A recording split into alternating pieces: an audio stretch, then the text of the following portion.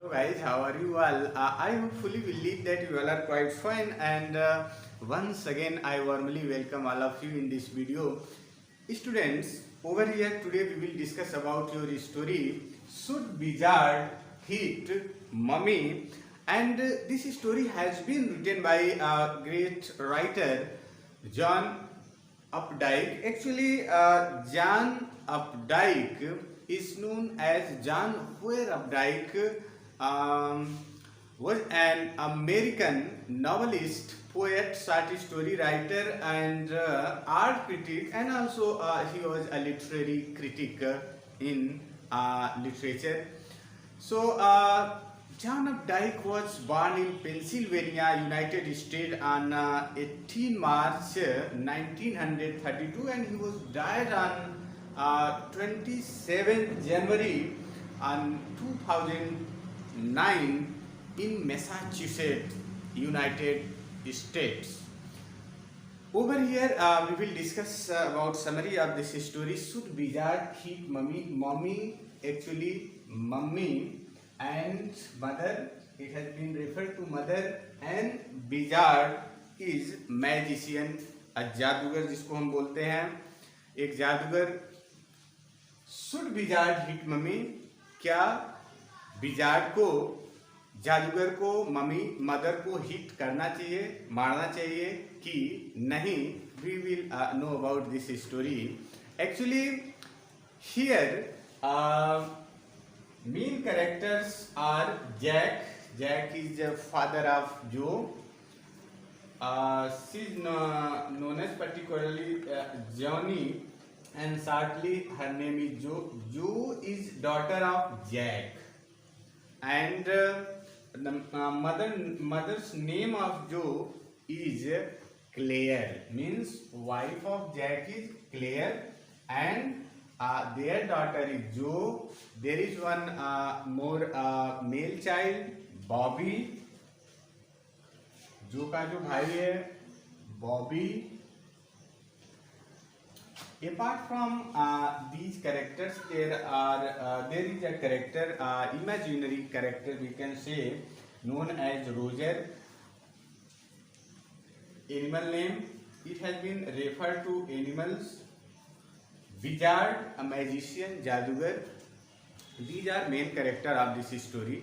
So Jack was the father of two little kids, Joe, female child, and Bobby, a male child, and his wife, even wife Claire, was carrying their third child also. तीसरा बच्चा भी आने वाला है family में, दो already हैं.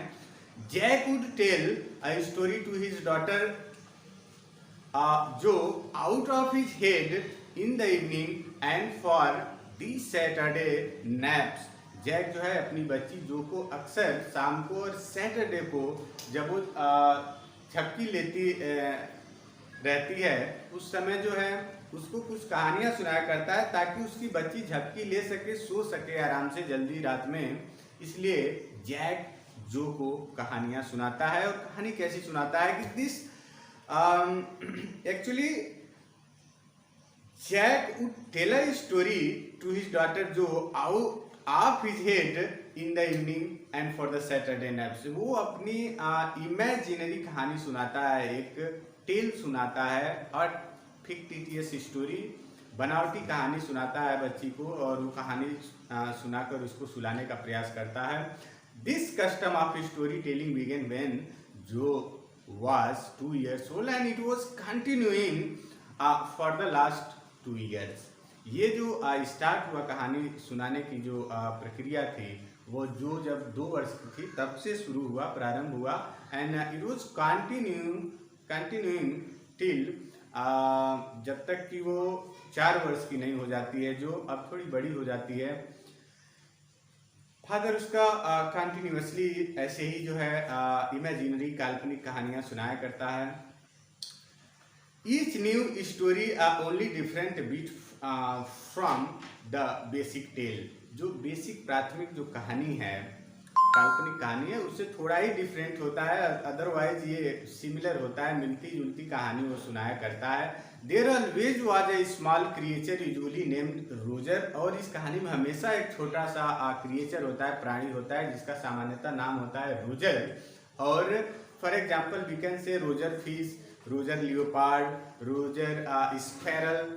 इस तरह मतलब कोई भी क्रिएचर्स हो बट उसके नाम के पहले रोजर लगा रहता था, इसलिए Roger is also a character here in this story. And he always had some problem and he would go to the, अच्छा, रोजर के पास हमेशा कोई ना कोई प्रॉब्लम होती थी इस क्रिएचर्स के पास। ही वुड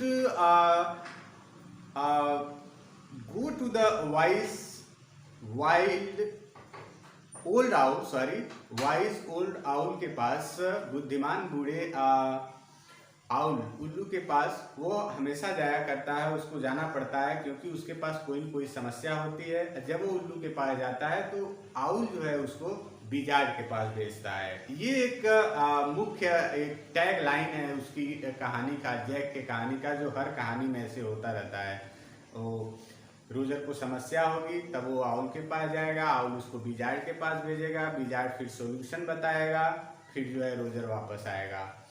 तो the owl would tell him to go to the wizard and would perform a magic spell that solve the problem. A wizard will perform or would perform magic spell, ठीक है, magic spell जब wizard करेगा that solve the problem, और तब Roger की समस्या solve हो जाती है। Jack formed this storytelling session especially tiring on a Saturday because Joe never fell asleep in naps anymore। ये जैक इस कहानी को करते करते पर्टिकुलरली जो है सैटरडे को काफ़ी थक जाता है, क्योंकि जो है उसकी डॉटर झपकी नहीं लेती है, सोती नहीं है, वो सुनती ही रहती है। बिकॉज जो नेवर फेल आज टू जो about whom the story should be today, क्योंकि जो हमेशा पूछती रहती है कि आज किसके बारे में कहानी होगी, आज कौन सी कहानी होगी, ऐसा बच्ची की जो जिज्ञासा है, जो क्यूरियसिटी है, उसके अनुसार वो पूछती है। Roger skunk, she said formally, a new animal and they must talk about skunk at nursery school। तब वो कहती है कि आज जैक पूछता है कि आज जो किसके बारे में कहानी सुनोगी, कौन सी कहानी सुनोगी जैक। देन जैक पूछता है जो से, तब जो कहती है कि मुझे आज जो है रोजर स्कंक के बारे में कहानी सुननी है। Roger skunk, she said formally, a new animal and they must talk about skunk at nursery school। Jack started the story at the tiny creature skunk who lived in the dark deep woods forest, and this name was Roger skunk। His name was Roger skunk, sorry, and he smell very bad. एक Roger skunk नामक प्राणी की कहानी वो सुनाता है Jack, जिसके शरीर से बहुत बदबू आता है, जिसका स्मेल जो है वो दुर्गंध आता है जिसके शरीर से।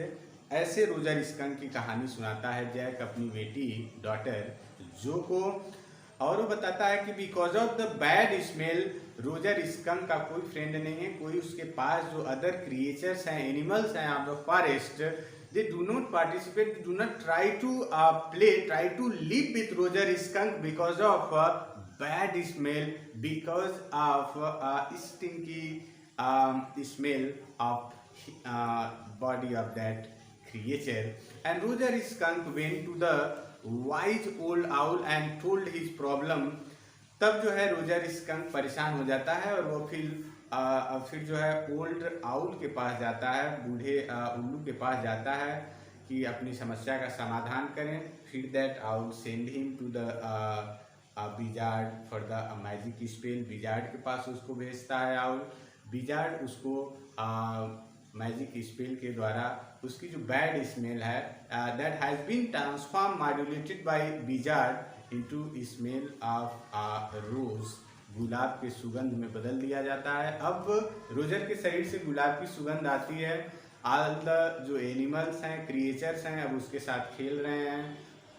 रोजर स्कंक बहुत खुश है क्योंकि नाउ उसके फ्रेंड उसके साथ हैं।